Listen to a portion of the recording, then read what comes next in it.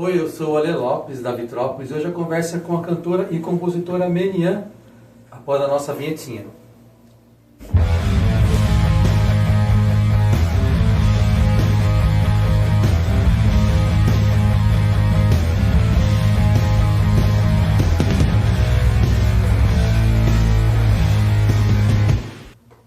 Ela é uma artista completa, instrumentista, educadora e compositora de mão cheia, com uma trajetória que une a sensibilidade das artes visuais ao talento formado pelo Conservatório de Tatuí. Menian chega para compartilhar os sons e as histórias do seu universo autoral.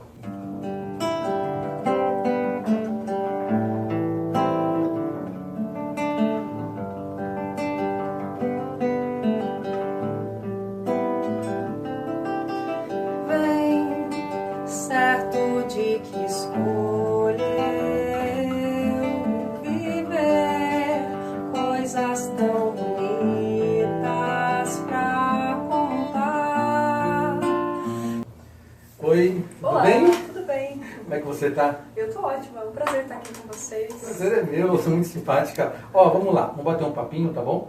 Menian, você tem uma formação riquíssima em artes visuais e música. Como essa bagagem de educadora e instrumentista ajudou a moldar a artista autoral que vemos hoje?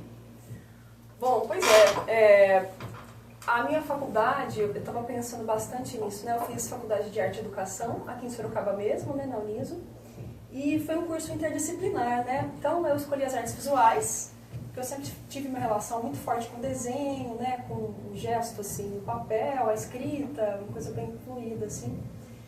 Mas, quando eu entrei, de fato, na Uniso, eu me deparei com outras linguagens artísticas, né? Especialmente as relacionadas às artes do corpo. Então, a dança, a performance, as artes cênicas. A gente teve matérias ali. Era uma formação curta de 3 anos, mas a faculdade ela já tinha um curso de teatro antes, e era o primeiro ano, ali em 2010, do curso de artes visuais, do curso de música e do curso de dança. Então, existia uma estrutura maior nessas matérias do teatro e tal. Então, assim, para mim foi um grande achado. Foi uma coisa que mudou muito a minha perspectiva sobre o que era fazer arte, né? Antes, então, era uma coisa totalmente introspectiva ali, eu tocava meu violão no meu quarto, escrevia, né, às vezes, tal, gostava de desenhar, muito dentro desse meu universo, né? E a faculdade, ela me trouxe uma expansão desse universo interior, mas ainda assim cultivando muito esse espaço interno, né? Depois, lá na frente, isso se transformou numa vontade de compartilhar esse meu universo, assim, que eu fui explorando e construindo com tanta liberdade, né? E a faculdade, ela também trouxe a oportunidade de conhecer pessoas, que sejam professoras e professores profissionais muito interessantes, como o Cádio, né, que foi professor de canto e coral ali. Então, a faculdade me expandiu essa parte sensível, de percepção de mundo, e o conservatório me trouxe uma coisa de técnica, né? Ele foi certeiro, assim, na questão de suprir alguns buracos. Vamos lá, vamos estudar teoria, vamos estudar escala, vamos dominar aqui o braço do instrumento e tal. E aí eu comecei a entender, obviamente, melhor, né, as questões harmônicas, enfim, todas as questões relacionadas à linguagem da música.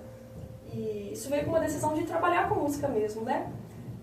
Então, tudo isso eu acho que contribui com uma visão que eu tenho hoje, que meu trabalho ele vem desse lugar muito íntimo, mas com muita vontade de tocar as pessoas no lugar do coração, assim. Ó, no seu trabalho você transita pelo violão, guitarra e baixo. Qual desses instrumentos é o seu porto seguro na hora de criar uma música nova? Com certeza é o violão. Porque tem essa coisa de estar junto com o corpo, né? Essa coisa do violão de estar assim, aqui, colado, a caixa acústica fica aqui, né? E acho que também de oferecer mais possibilidades harmônicas, né?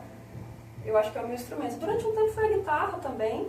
Eu tocava mais, quando eu tocava mais rock, né? Antes de tudo isso que eu contei. Você já foi de alguma banda também ou não participou de banda também? Toquei em 2009, quando eu voltei para Sorocaba, eu toquei com o pessoal do IME, que é o pessoal do Éden, né? O Peu, tal, o Ferraz, o Henrique, e toquei um tempo com o Maurício Matos e o Bruno Calati. Eles tinham um Tijolo, que eram bandas. Depois esse pessoal eles fizeram Rasgada Coletiva, e tal. Mas eu fiquei um ano, acho que, tocando com o INI. Depois eu saí da banda, eles foram fazer turnê e tal, lançaram um disco, né? E aí, mas eu fiquei mais tempo com o Tijolo, com o Maurício e tal. Mas aí depois que eu entrei na faculdade também, eu fui indo para outros caminhos. Mas eu acho que essa questão do autoral começou aí, na verdade, porque na época os meninos já tinha esse clima de qual que é a sua voz no mundo, né? De se posicionar, enfim, de fazer... Mas o som que eles faziam, era um som mais pesado? Um som, que tipo de som que era? Olha... A vertente do rock era? O Tijolo estava mais para um post-rock, uma coisa...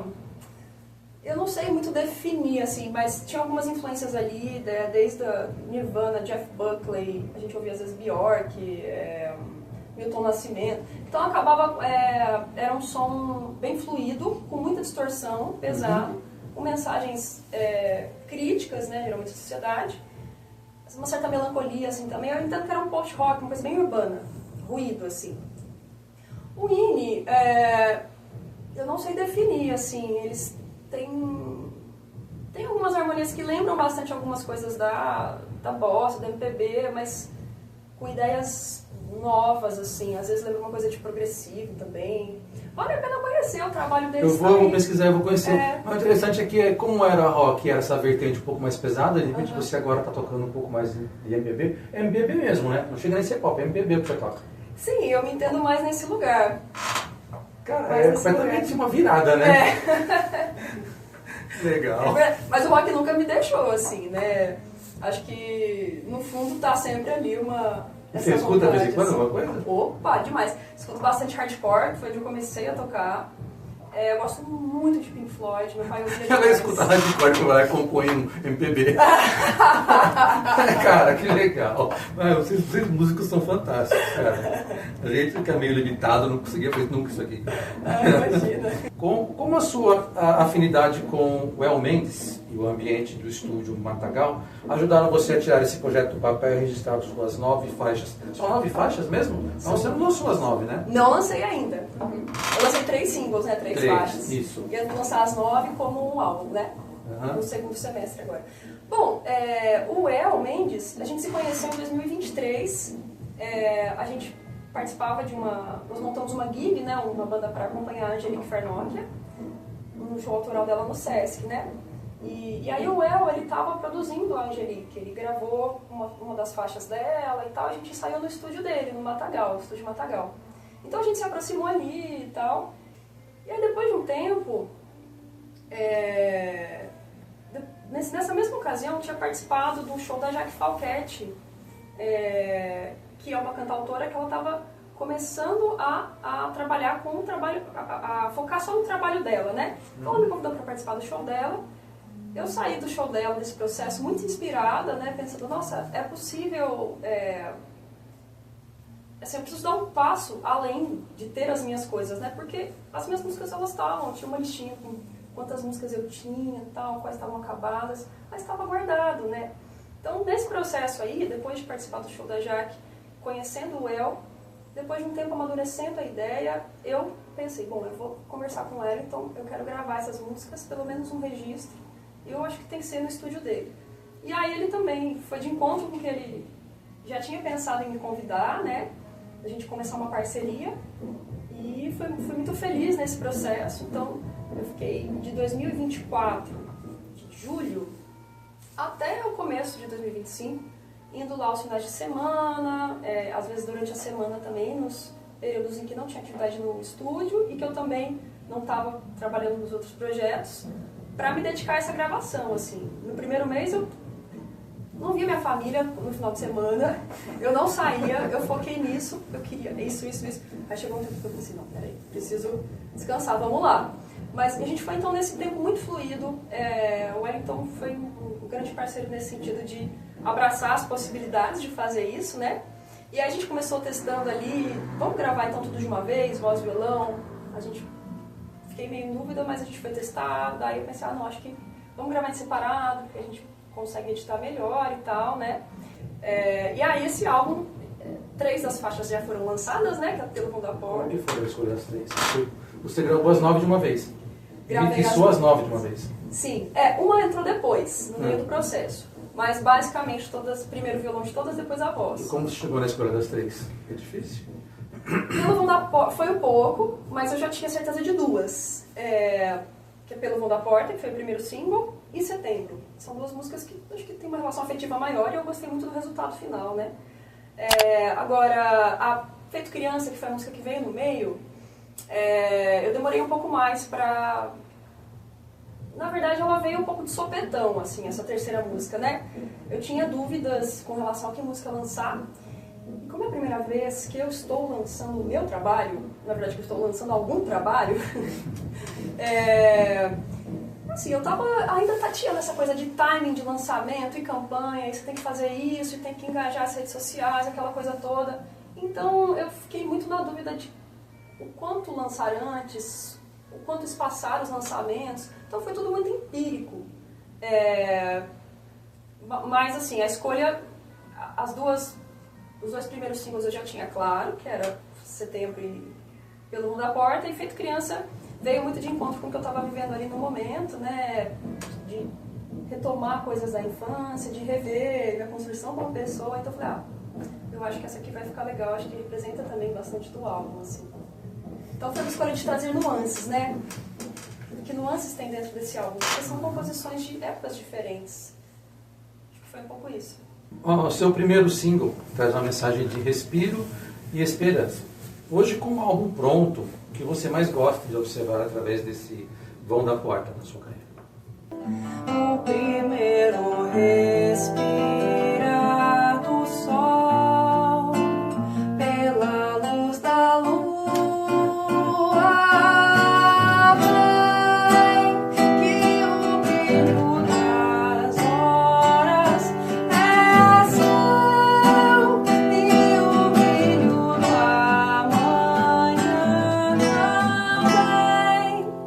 Uma das coisas que foi muito legal, como eu falei, né, foi tudo um processo empírico, então, ok, gravei. O que eu vou fazer agora? Tenho que cadastrar em alguma associação. Ok, vamos lá, como que cadastra? Tá, agora eu tenho que fazer a campanha. Ok, vamos lá, como que eu faço isso? Vou fazer as artes, tá bom, vamos lá. E fui indo, né? E aí no final desse processo, quando eu de fato lancei aquela expectativa, né, deu meia-noite, subiu na plataforma e tal, começou a aparecer, assim, a minha comunidade, sabe? Então, as pessoas que, ao longo de todo o tempo, fui conhecendo, amigos próximos, né? Pessoas queridas, mas pessoas que simplesmente eu conhecia ali em algum contexto. Eu percebi que elas estavam interessadas no que eu tinha para falar, sabe? Então, isso foi uma coisa que me abraçou, assim, no sentido contrário, né? Então, esse esforço de estar fazendo tudo, né, de forma independente, tinha um trabalho solo, então sozinha, tal, de repente aparece essa comunidade, aí eu tive certeza que, nossa, eu não estou sozinha, né? Tem muita gente que está interessada e que gosta do meu trabalho, assim, que aparentemente está gostando, né? Então isso trouxe uma motivação muito grande, assim, de continuar fazendo, sabe? Acho que isso é uma coisa que me motiva, assim, com relação às trocas e às relações interpessoais, né? O quanto posso afetar as pessoas positivamente, ou não necessariamente positivamente, mas de gerar uma identificação, assim, dentro dos nossos processos humanos, sabe? Então, isso que a música fala, eu tô vivendo, ou eu já vivi, nossa, essa música que eu vou enviar para alguém, acho que é isso que me motiva, assim. Você que é artista já sabe disso, né? Sabe que a música que você vai criar, ela vai tocar a pessoa de alguma forma, sim, não é? Uhum. Recentemente você esteve no Chile, né? Para o festival Lana Ru Sulfest. Como foi levar a sua música autoral para fora do Brasil e qual foi a lição mais marcante dessa viagem? Essa viagem foi incrível, foi muito legal. Bom, eu fui a convite do Marcos Boi, que é um músico que eu super admiro, né? Então, desde o começo foi muito interessante o entrosamento com a banda, né? Com os meninos do João Leopoldo, o Fabrício, o Alê. Me senti super em casa com eles, assim, isso já foi um grande ganho, né? Porque a gente acaba tocando sempre com as mesmas pessoas, sabe? Então, sair um pouco das bolhas e conhecer gente nova, assim. E aí, a viagem, né? Ver a cordilheira, assim, do avião, depois pegar o ônibus lá no Chile, isso foi muito legal. assim, uma sensação de encantamento mesmo com a vida, né? E aí foi muito legal, nós éramos as atrações internacionais, né, do festival, a primeira edição do festival, e aí eu não esperava isso, mas a gente teve um tratamento muito especial, assim, com muito carinho, né, porque a gente foi para uma cidade, Canhete, é uma cidade de 34 mil habitantes, né, em média, então é uma cidade muito pequena, mas que tem um potencial turístico muito grande, tem os lagos ali. Me parece que tem um dos lagos, que é o Dio, que é um dos lagos que tem a água mais pura da América Latina, alguma coisa assim. Então, entrar em contato com a gente lá, com a cultura, né, foi muito legal de maneira geral, além do tratamento, desse tratamento todo carinhoso, assim, acolhedor, né. Mas também tem uma coisa que eu voltei muito mais entusiasmada, que é de ver duas coisas, o engajamento dos artistas e o nível profissional assim, dos músicos, mesmo numa cidade tão pequena. Então, eles têm um coletivo de artes. A gente assistiu a estreia de um musical, que é aquele, não sei se vocês conhecem, Jesus Cristo Superstar. Sim, é famoso, né? Exato. Uhum. Eles montaram, a gente assistiu, e foi muito legal, porque era um ginásio grande e estava lotado. As pessoas da cidade foram, pessoas de diversas cidades, né? Foram prestigiar, foram assistir. E assim, qualidade vocal ali, de todos os grupos muito grande e tal. E aí muitos dos atores têm bandas também e tocaram no festival. E a segunda coisa foi essa questão da parceria com a prefeitura, né? Da prefeitura estar envolvida, estar investindo na cultura e no potencial. Então isso pra mim, não só pra mim, eu sei que pros meninos também foi uma coisa que a gente chegou a conhecer o prefeito, por exemplo, né? E de entender essa importância da cultura, né? Enfim. E uma coisa interessante que eu não sabia, e talvez muita gente não saiba, é que Mairinque, cidade aqui do lado, e Canhete são cidades irmãs. Então lá em 90, se não me engano, existiu uma parceria intercultural entre as cidades, né? Então grupos daqui, grupos de dança, de artes viajavam para lá e vice-versa, pessoas vinham estudar aqui. Que pois louco, é. Que legal. Então tudo isso veio daí, né? Desses laços criados. Eu entrei no meio da história aí. Chile é um país muito rico musicalmente. Sim. Nossa, muito, muito. Você mencionou que o álbum fala sobre ciclos e recomeço. O que o público pode esperar desse lançamento completo e quais são os seus próximos passos para 2026? Bom, esse álbum, assim, ele tá sendo uma gestação longuíssima, né? Eu tô muito apegada, tô com uma dificuldade de soltar e falar, gente, vamos pro mundo aí, criançada, bora! Não se apega. Mas assim, ele vem esse ano, né? Provavelmente no segundo semestre. A minha expectativa é de fazer alguns shows, começando aqui mesmo em Sorocaba, na região, né? De fazer uma mini turnê. Para que esse álbum vá chegando nas pessoas. Eu particularmente acho que ele está muito legal, está muito bonito, ele me representa como era a proposta inicial, né? Então as pessoas podem esperar, eu acho que vai ser um grande lançamento, vai ser um grande marco na minha carreira, assim, que as pessoas tenham acesso a um álbum que é onde você pode mergulhar um pouco mais no que é aquele artista, no trabalho daquele artista, né? Então, eu tenho algumas apresentações aí junto com a comunidade, né? Coisas pequenas de participações, mas que eu estou muito feliz de estar enrolando esses convites. Então, quinta-feira que vem eu toco numa feira indígena no UFSCar. Por quê, né? Porque eu fiz uma música para um amigo que é indígena e aí as pontes vão rolando, né? Fiquei super feliz com esse convite. Enfim, eu toco também num evento muito simbólico, que vai ser... Eu trabalhei como educadora social, é uma outra aba da minha vida aí, né? No Monteiro Lobato, ali no Projeto Renovar, que é um projeto de convivência de crianças e adolescentes, né? E aí vai ter eles vão ter uma comemoração de 80 anos, me convidaram também para participar ali, muito simbólico, né? Porque já estive ali como educadora e tal, vou participar também. Tem algumas participações pontuais, mas o que eu vou lançar, eu estou lançando, né? O pessoal pode ir degustando, assim, se preparando para os lançamentos e também conhecendo um pouco mais do meu trabalho. Eu estou lançando algumas versões ao vivo das músicas que eu gravei no show que eu fiz no Sesc, né? Em setembro do ano passado, que foi a estreia do meu projeto autoral, né? Que se chama Sons da Lua. Eu vi alguma coisa do tipo, muito legal. Ah, que legal. Eu vi, eu tava pesquisando, eu vi. Yes.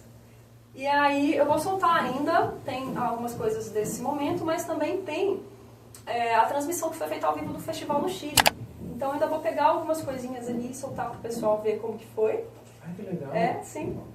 Que bacana. Inclusive o vídeo, na íntegra, ele tá no YouTube, né? Ele tá? Tá no YouTube. Pesquisar? Tem algum nome específico lá? Olha, eu não lembro exatamente acho que é Canhete Oi, de hoje, né? Uhum. O canal, tá Lanalho e segundo dia, alguma coisa assim. Eu posso te enviar depois certinho. Envia se eu coloco o link embaixo da Isso. descrição. Legal.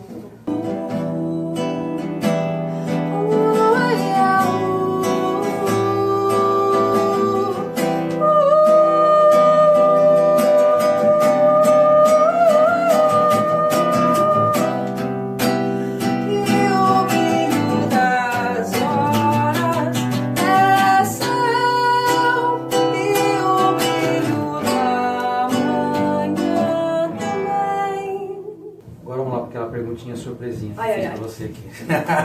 Ó, vamos lá. Se você pudesse montar uma banda dos sonhos com qualquer artista do mundo, mas você fosse a baterista, tá? Só para variar um pouco dos instrumentos que você de corda que você não toca. O que você chamaria para completar esse time? Nossa senhora, meu Deus. Que vem na cabeça. Qualquer artista do mundo? Qualquer um, vem na cabeça. A Esperança Spalding, no contrabaixo. Só ela. Só ela. Eu queria o Wagner Tiso, até que você não estiver aposentado.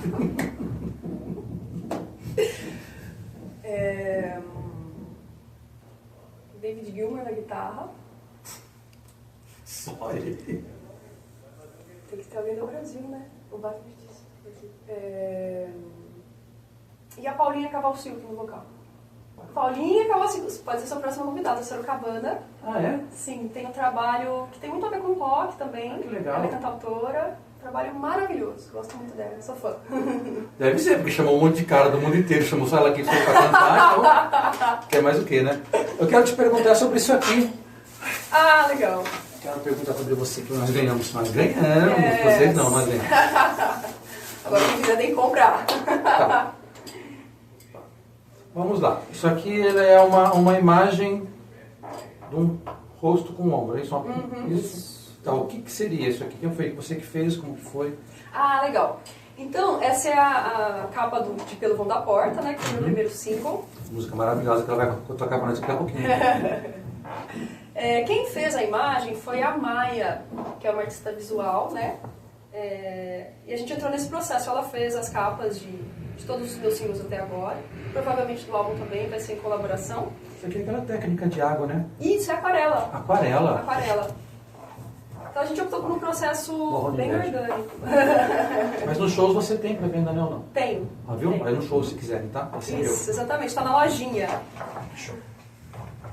Daí ela fez... Sim, ela fez. E aí a gente optou por não... Era só, nas plataformas tem só imagem. Uhum. Não tem, né? Isso aqui eu adicionei para ter como cartaz. Mas a nossa ideia era trabalhar só a imagem. Trazer para o orgânico, para o papel mesmo. Então, em setembro e Pelo Vão da Porta, a gente tem isso. Foi uma pesquisa, assim, né? Nossa, a gente passou meses conversando. Isso aqui surgiu a partir de uma foto, de fotos que eu tirei, pensando numa pergunta que ela me fez, que é: quais partes do corpo que você mais gosta? A gente foi para esse lugar bem íntimo também, né? Uhum. E aí, ela transformou nesse desenho lindo, que também não dá exatamente para entender que é um dorso, né? Enfim. Não, se você olhar bem, dá. É aqui, né? Tá, mas dá sim. Muito legal. E o álbum que vai ser lançado esse ano vai ter alguma arte desse tipo também? Já tem uma ideia? Sim. Vai dar um pequeno spoiler pra gente? Tem sim. Bom, o álbum ele fala muito sobre recomeço, né? Mas tem muito essa ideia do gesto, né? Uma coisa que parte desde o começo da nossa pesquisa, a relação com o corpo e com o gesto. Então, seja o gesto da escrita, o gesto de tocar, né? Então, a gente pensa em trazer um pouco para esse lugar das mãos, né? Com o violão ali, mas sempre pensando nessa expansão que a cor e o ato de fazer a imagem traz. Muito legal. Bom, conversamos aqui, ó. Queria agradecer muito a Menian. Obrigado por dividir sua história com a gente, tá? Para mim muito foi legal, um prazer muito enorme. mesmo. Eu agradeço. Queria agradecer também ao William da Escola Rock Companhia por ceder esse espaço bacana pra gente, tá? E você que está assistindo também, não esquece de se inscrever no canal, ativa o sininho lá, tem muita história boa por aqui, tem mais de 70 vídeos lá no canal. A gente se vê no próximo vídeo. Obrigado, Menian. Obrigada, gente. Valeu. Show.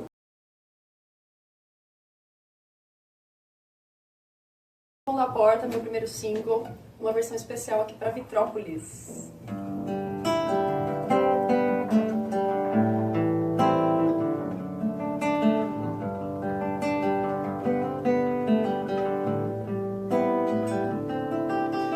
Vem, certo de que escolheu viver coisas tão bonitas pra contar e fazer história.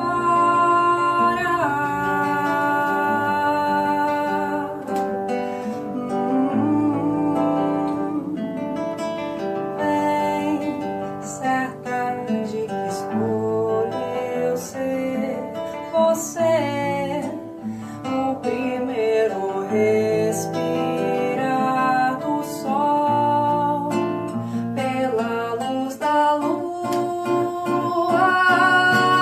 Vem, que o brilho das horas é ação e o brilho do amanhã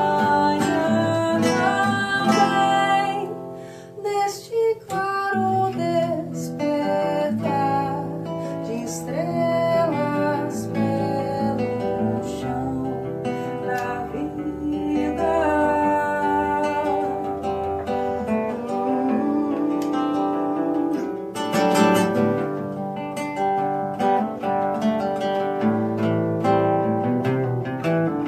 Vem, sempre há tempo em recomeçar, tirar todo o pó